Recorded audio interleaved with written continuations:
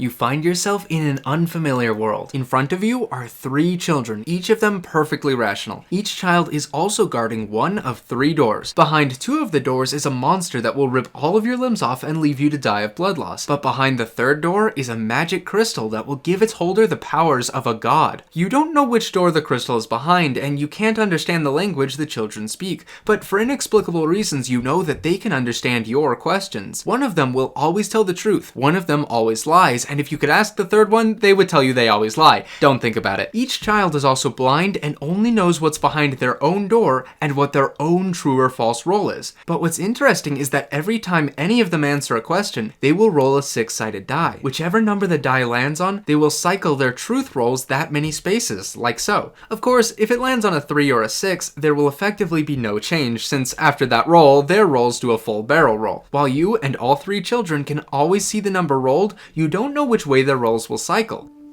While pondering this problem, you find a brilliantly crafted flute on a pedestal nearby. You take the flute and read the inscription on the pedestal, which gives you important information. Child 1 wants the flute badly, and if you give it to him, he will do anything he can to help you win this challenge and receive the crystal. Child 2 has the ability to communicate in a language you understand using the flute, but only if you know Morse code. Child 3 is skilled in combat and promises she can use the flute as a weapon to protect you from imminent death if you happen to open a door with a monster. Which child should you give the flute to?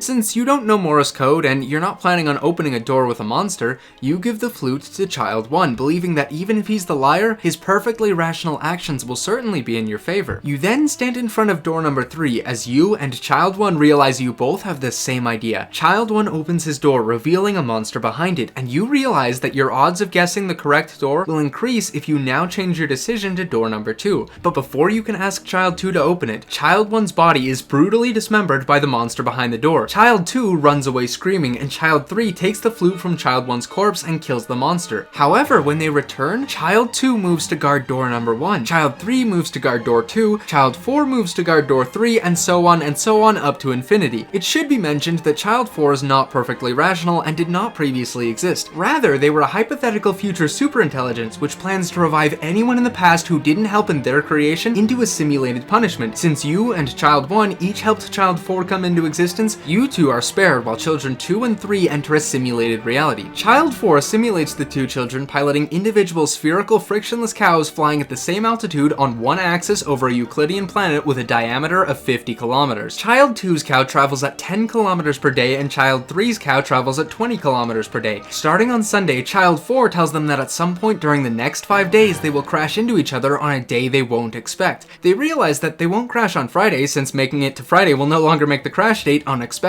The same logic eliminates Thursday and Wednesday, and then child 4 tells them that they will be unconscious for nearly the entire flight. 4 will flip a coin, and if it lands on heads, they will both wake up briefly on Monday, and if it lands on tails, they will wake up once on Monday and then on Tuesday with no memory of previously waking up. When they wake up, they have the option to turn exactly 180 degrees without decelerating in hopes of avoiding a crash. They don't know where they start relative to each other, and they're still blind. Additionally, 2 and 3 both have the opportunity to throw each other under the bus. Initially, it is determined that when they crash, they will both wake up injured on a deserted island. If they choose to screw each other over, they will survive the crash unharmed, while the other will stay in a 2-week coma before waking up. If they both screw each other over, neither will survive the crash. Both being completely rational, they each elect to screw the other over. But child 2 is currently the liar, so he accidentally tells child 4 he won't screw child 3 over, and when they both wake up on the flight, they ponder what the odds are that 4's coin landed on heads as they crash land on the island where the only source of food is coconuts. Child 3 collects all the coconuts before child 2 gets out of his coma.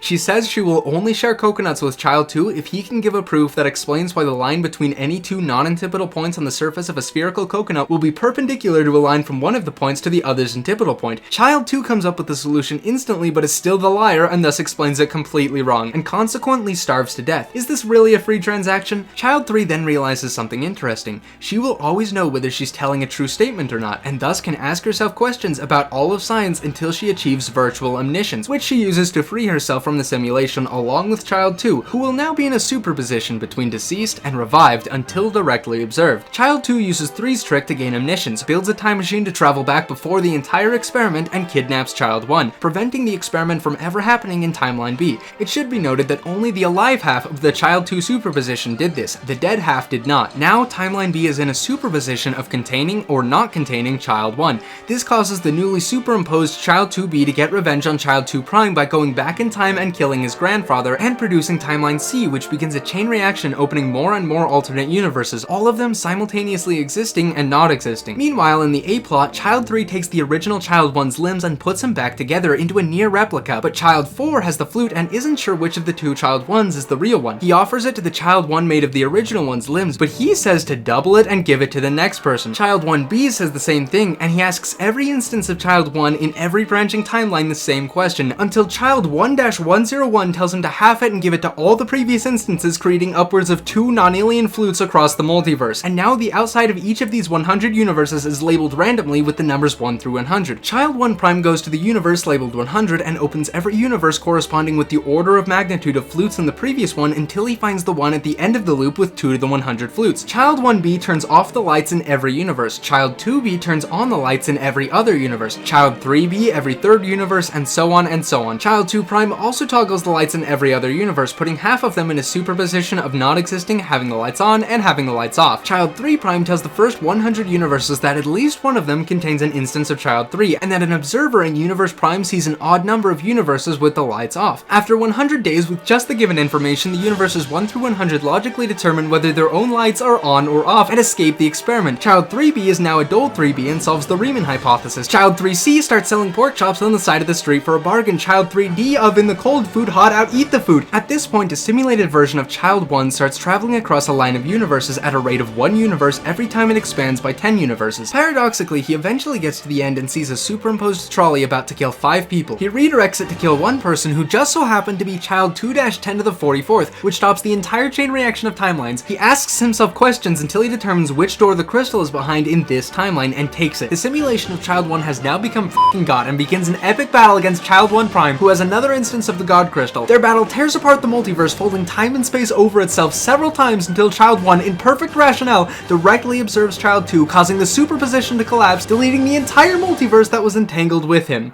As promised for giving him the flute, Child 1 then hands the crystal to you, both of you knowing it was all part of the master plan. If you carefully follow the logic in any other scenario, you will realize that this is the only scenario where you are guaranteed to receive the crystal.